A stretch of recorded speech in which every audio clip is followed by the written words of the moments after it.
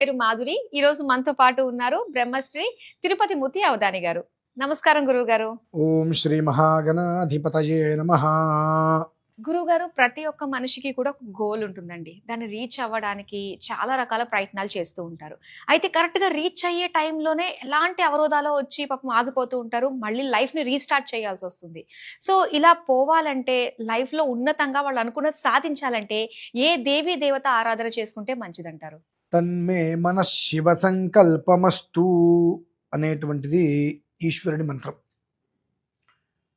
మనస్సులో ఉండేటువంటి కోరిక, ప్రతి మనిషి మీరు అన్నట్టుగానే అనేక రకాలుగా సంకల్పాలు ఉంటూ ఉంటాయి.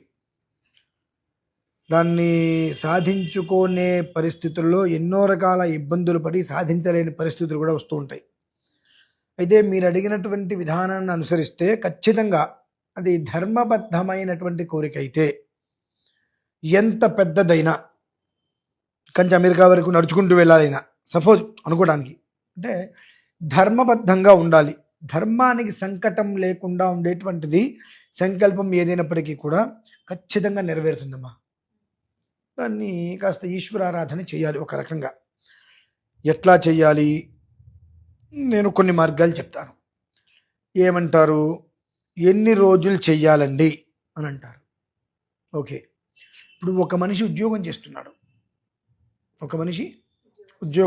ఎన్ని రోజులు చేస్తా ఉద్యోగం అంటే? జీవితాంతం చేయాల్సిందే కదా. జీవితాంతం చేయాల్సిందే కదా. మరి పూజలు కూడా జీవితాంతమే చేయాలా? జీవితాంతం భోజనం చేస్తూనే ఉంటాం కదా మనం. అలానే నిత్య జీవితంలో ఒక విధానాన్ని దాన్ని మనం పెట్టుకోవాలి. ఎందుకు పెట్టుకోవాలి అంటే, ఇవాళ మనకు 1,00,000 రూపాయల శాలరీ వస్తుంది. 50 లక్షలు లోన్ పెట్టి ఇల్లు కొనుక్కున్నాం. 30 ఏళ్ళు లోన్ పెట్టాం. 30 ఏళ్ల పాటు ఇంటి లోన్ కడుతూనే ఉంటే 50 లక్షలకు గాను మనం 1 కోటి రూపాయల పైన వడ్డీ కడతాం. మనకు ఆ జీతం అనేటువంటిది సంవత్సరానికి పెరుగుతూ ఉంటే, ఉన్న దాంట్లో సంవత్సరానికి ఒక 10 లక్షలు కట్టుకుంటూ వస్తే 5 ఏళ్లలో అప్పు మొత్తం మనకు తిరిగి బయటపడతాం. అది మనకు కావాలంటే దైవ బలం మనకు అవసరం. ఆ దైవ బలం అనేటువంటిది మనకు తోడు ఉంటే మనకు చాలా ప్రశాంతంగా ముందుకెళ్ళిపోతాం, ఒడిదుడుకులు లేకుండా అనేటువంటిది మనం తెలుసుకోవాలి. జీవితకాలం దేవుడి పూజ చేయాలా అంటే జీవితకాలం తింటూనే ఉన్నాం కదా. ఉద్యోగం జీవితకాలం చేయాల్సిందే కదా. సో అలానే ఇది కూడా జీవితకాలం ఎందుకు చేయాలంటే, ప్రతి దాంట్లోనూ కూడా పై స్థాయికి వెళ్ళాలి. ఉన్నత స్థితి అంటారు దాన్ని. ఆ పై స్థాయికి వెళ్ళాలి అంటే దైవ అనుగ్రహం, భగవంతుడి యొక్క పరిపూర్ణ అనుగ్రహ శక్తి బలం నీకు కావాలి. అది కావాలంటే చిన్నవి పాటించాలి. దానివలన స్వగృహం ఏర్పడుతుందండి. ప్రతి మనిషి కళ, చిన్నదైనా పెద్దదైనా స్వగృహం కావాలి అనేటువంటిది. ఆ కళ నెరవేరుతుందమ్మా. అందుకని మీకు ఎగ్జాంపుల్ కూడా స్వగృహం, ఇల్లు ఫైనాన్స్ గురించి మీకు చెప్పడం జరిగింది. ఖచ్చితంగా ఎటువంటి కళ ఉన్నా, ఎటువంటి సంకల్పం ఉన్నా, అంటే వ్యాపారంలో అంత స్థాయికి వెళ్ళాలి, ఇంత స్థాయికి వెళ్ళాలంటారు. ఎండ్ ఆఫ్ డే మనకొకటి సొంత గూటు కావాలి. అది ప్రధానం.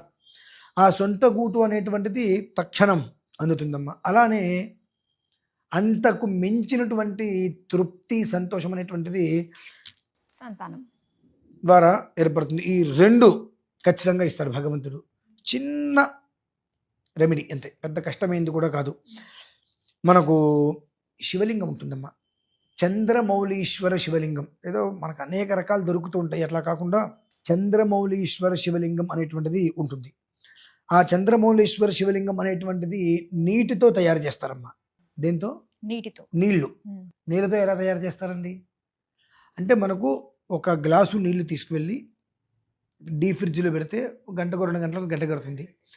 కానీ అలా కాకుండా హిమాలయాలలో మైనస్ పూర్తిగా పడిపోయిన తర్వాత ఆ డిగ్రీస్ ఇంకా లోపలికి వెళ్ళి ఇంక్రీజ్ అయిపోతుంది. అదే వాటరు నీళ్ళలోనే ఒకదాని మీద ఒకటి పడుతూ ఒక శిలలాగా తయారుతుంది, రాయిలాగా. ఆ రాయిని తీసుకొచ్చి దాన్ని జాగ్రత్తగా ఒక శివలింగాన్ని నిర్మిస్తారు. అది ఒక అంగుళం అంటే ఇంత ఉంటుందమ్మా. చంద్రమౌళీశ్వర శివలింగం.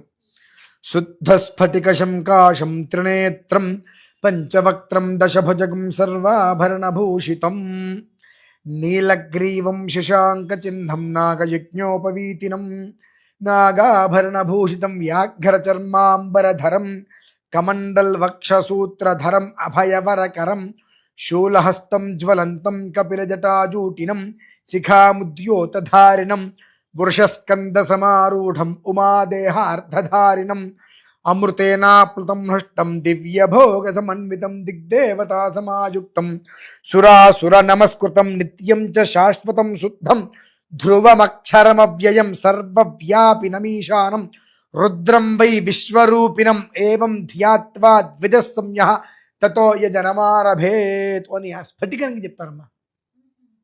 చంద్రమౌళీశ్వర స్వామి వర్ణిస్తారు ఇదంతా. ఓకే. ఆయన వర్ణనకి ఉమ్. ఇంత పెద్ద మంత్రం ఉంది. ఇదే చాలా చిన్నదే, ఇది చిన్నదే. చాలా చిన్నది మంత్రం నేను చెప్పింది. అంటే శుద్ధ స్ఫటిక శంకాశం త్రినేత్రం పంచవక్రం. శుద్ధ స్ఫటికంలో ఏముంటుంది? మన దగ్గర ఉంటే మనం ఎలా ఉంటామంటే ఈశ్వరుడు సాక్షాత్ మన ఇంట్లో ఉంటాడు వచ్చి. ఆయన ఎలా ఉంటాడు ఈశ్వరుడు అంటే పాములు మెళ్ళో వేసుకుంటూ ఉంటాడు, నాగుపాములే ఆభరణాలు.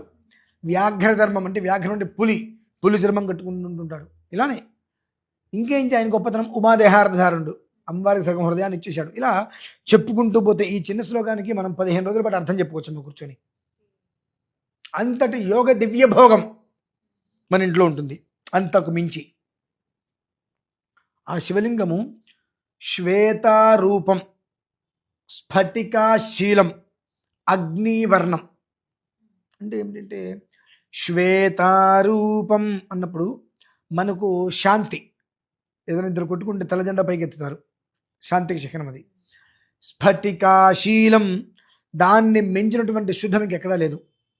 అగ్నివర్ణం, అది మన ఇంట్లో ఉంటే తేజస్సు. అర్ధరాత్రి పూట కూడా ఆ తేజస్సు చుట్టూతో మనకు వెలుతిరిస్తూ ఉంటుంది. అంతది చంద్రమౌళీశ్వర శివలింగం. ఇది ఈశ్వరుడి అనుగ్రహం వలన ఒక 11,000 మందికి ఆ శివలింగాన్ని ఇవ్వాలనేటువంటి సంకల్పంలో మేము ఉన్నామమ్మా.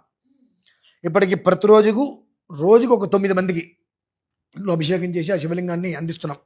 అంత రాయి తెప్పించి దాని నుంచి ఆ శివలింగాలు తయారు చేయించి అభిషేకం చేసి రోజుకు 9 మందికి అందిస్తున్నాము. 11,000 మందికి ఆ శివలింగాన్ని అందించాలి అనేటువంటి సంకల్పం. దాంట్లో 2 విధానాల ఆరాధనలు ఉంటాయి. ఇంత ఉంటుందమ్మా. ఆ శివలింగాన్ని ఇంట్లో పెట్టుకున్న తర్వాత ప్రతి సోమవారం రాత్రి 8-8:30 సమయంలో దీనికి సంబంధించినటువంటి మంత్రం నేను విడిగా ఒక వీడియో చేసిస్తా. అవి ఈశ్వరుడికి సంబంధించిన దాంట్లో మనము ఆ ఒక ఇంత స్ఫటిక శివలింగం ఏదైతే ఉంటుందో అది మనం తెప్పించుకొని ఇంట్లో ఉంచుకొని సోమవారం రాత్రి 8 నుంచి 8:30 మధ్యలో ఒక ప్లేట్లో పెట్టుకొని, మనకు ఎండు ఖర్జూరం ఉంటుంది, ఆ గింజలు తీసేసి ఆ ఖర్జూరాన్ని బాగా చిత్తిపేసేసి మిక్సీ పట్టేయాలి. మెత్తటి పౌడర్ అయిపోతుంది. అందులో పట్టిక బెల్లం, దాన్ని కూడా పూర్తిగా మిక్సీ పట్టేసి, అనంతరం ఇలాచి పూర్తిగా మిక్సీ పట్టేసేసి అంత పౌడర్ తీసుకొని సోమవారం రాత్రి 8-8:30 మధ్యలో ఓం ఏ నేదం భూతం భువనం భవిష్యత్ పరిగృహీతమృతేన సర్వం ఏన యజ్ఞస్త్రాయతే సప్తహోతా తన్మే మనఃశివ సంకల్పమస్తు. ఇవి ఒక కొన్ని మంత్రాలు పదచ్ఛేదంగా వెళ్తూ ఉంటాయి. ఎంత అద్భుతంగా ఉంటాయి ఏంటండి. కైలాస శిఖరే రమ్యే శంకరస్య శివాలయే దేవతాస్తత్ర మోదంతి తన్మే మనఃశివ సంకల్పమస్తు. కైలాస శిఖరా వాసా హిమవద్గిరి కన్యయా నీలకంఠం త్రినేత్రం చ తన్మే మనఃశివ సంకల్పమస్తు. ఈశ్వరుడికి సంబంధించి మన మనస్సులో ఏవైతే సంకల్పం కోరికలు ఉంటాయో ఆ కోరికలను సిద్ధింపచేసే మంత్రాలండి. ఆ పొడి ఏదైతే మనం చెప్పుకున్నామో ఆ పొడి 3 వేలతో ఇలా తీసుకొని ఇలా పెట్టుకొని ఈ మంత్రం చెప్పినప్పుడు తన్మే మనఃశివ సంకల్పం అని వస్తేప్పుడు ఆ పొడిని ఇలా హృదయం దగ్గర ఇలా పెట్టుకొని స్వామివారి శివలింగం మీద ఇలా వేసేయటం. అలా ఈ మంత్రం పూర్తయ్యేందుకు వేసేసేసి మనకి ఆడియో ఉంటుంది కదండి, ఆడియో ఇస్తాను. అంటే అందుకే నేను చూపిస్తున్నాను. అందుకని ఇట్లా ఆడియో కూడా అన్ని మంత్రాలు చక్కగా వివరంగా దేనికి దానికి స్పష్టంగా నేను ఇస్తాను. చక్కగా స్వామివారి మీద వేసేసి నమస్కారం చేసుకొని ధూపం దీపం అంత పట్టికి బెల్లమో ఏదో నైవేద్యం పెట్టేసేసి ఆ రాత్రికి పడుకొని మర్నాటి ఉదయం ఆ స్వామివారి మీద పొడి ఉంటుంది, ఆ పొడి మొత్తం తీసుకొని అందులో అంతో ఇంతో బియ్య పిండి పంచదార కలిపి మన ఇంటి పరిసరాల్లో పుట్టలు ఏదైనా ఉంటాయి, పాము పుట్ట లాంటివి, అది ఆడవాళ్ళైనా పర్లేదు మగవాళ్ళైనా పర్లేదు, ఉదయం పూట వెళ్ళి మంగళవారం ఉదయం ఆ పుట్ట చుట్టూతా చల్లేసి రాగలిగితే చాలమ్మా. చాలా సింపుల్. ఇది ఎన్ని రోజులు చేయాలండి అని అంటే ఆ సోమవారం రాత్రి 8:30 లోపు పూర్తి చేసుకోగలిగితే ఒక 6, 7, 8 అథవా 11 వారాలు పూర్తయ్యేటప్పటికి ఒక మీ జీవితంలో ఎప్పటివరకు ఎప్పుడూ లేనటువంటి మానసిక ప్రశాంతతను మీరు పొందటమే కాకుండా కనీసం కొన్ని వందల మందికి మీరు చెప్తారు. ఎవరైనా కొంచెం మెంటల్గా డిస్టర్బ్ అయ్యి కనిపిస్తే డిస్టర్బ్గా ఏమక్కర్లేదు, ఇగో ఈ మంత్రం ఉంది నా దగ్గర, నేను గురుగారి దగ్గర తీసుకున్నా, ఈ మంత్రం నువ్వు తీసుకో, ఈ శివలింగం తెప్పించుకో, నువ్వు మొదలుపెట్టి చేసుకో. కానీ కొన్ని వందల మందికి వాళ్ళు చెప్పుకోగలుగుతారు. అంటే అది ఎప్పుడు చెప్పుకుంటారు? ఆ ఒక్క ఆనందాన్ని వాళ్ళు అనుభవిస్తే వందల మందికి వాళ్ళు చెప్పుకోగలుగుతారమ్మా. అంత విశిష్టమైనటువంటి ఆరాధన ఈశ్వరుడిది. తేలిక. ఈ మూడు వస్తువులు ఉంటాయి మన దగ్గర. నాలుగోది ఈశ్వరుడు.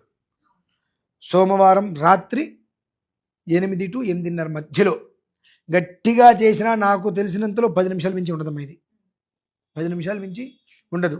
అది చేసుకోగలిగితే ప్రతి మనిషి తన జీవితంలో ఏదైతే సంకల్పం అనేటువంటిది మనస్సులో ధర్మయుక్తంగా అనుకున్నాడో, ముందుకు వెళ్ళలేక అనేక ప్రయత్నాలు చేసుకుంటూ ఎదగలేక అక్కడే నించుంటూ మనకన్నా వెనక వాళ్ళు వచ్చి మనకన్నా ముందుకు పరిగెత్తుకుంటూ వెళ్ళిపోతూ ఉంటారు. అటువంటి పరిస్థితులలో వాళ్ళని చూసి మనం ఈర్ష్యపడకుండా, అసూయపడకుండా మనం ఎదగడానికి మార్గం ఏంటి, మనం ఎందుకు ఎదగలేకపోతున్నాం, నిన్ను నువ్వు తక్కువ చేసుకోవద్దు. ఎప్పుడు నిన్ను నువ్వు ఎప్పుడు తక్కువ చేసుకోవద్దు. ఐఆమ్ ఆల్వేస్ కరెక్ట్ అనుకో. బట్ ఎదుటి మనిషి మాత్రం ఆల్వేస్ రాంగ్ అని మాత్రం చెప్పద్దు. నేను కరెక్టే, కానీ ఏదో చిన్న మిస్టేక్ నన్ను డామినేట్ చేస్తుంది. బట్ అది నన్ను డామినేట్ చేసే మిస్టేక్ నాకు వద్దనుకుంటే నేను ఈశ్వరుడి దగ్గర కూర్చోవాలి అని ఈ ప్రయోగం చేయండి చాలు, ఇంకేమక్కర్లా. చాలా బాగా చెప్పారండి. అంటే ప్రతి ఒక్కళ్ళకి ఇలాంటి ఫీలింగ్ ఉంటుంది, నాకంటే వెనకొచ్చినోడు వాళ్ళు అంత అక్కడ ఉన్నారు, నేను ఇంకా ఇక్కడే ఉన్నాను అని. అలాంటి వాళ్ళందరికీ కూడా అతి సులభమైన ఒక ఈశ్వర మంత్రంతో అనుకున్నది సాధించుకోగలిగే ఒక మంచిది మాకు తెలియజేసినందుకు ధన్యవాదాలండి.